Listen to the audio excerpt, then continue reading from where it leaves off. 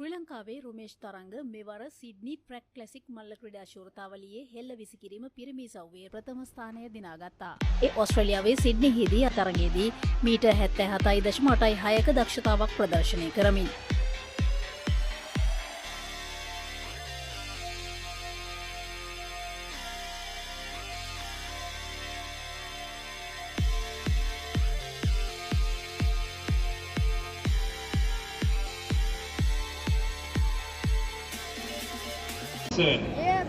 Lane 2, Raven Rongathia.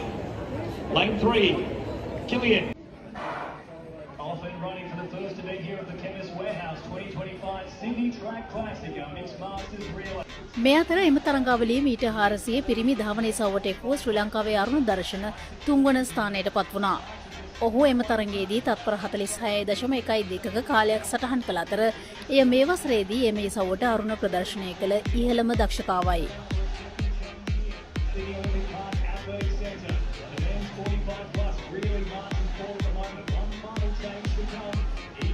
Team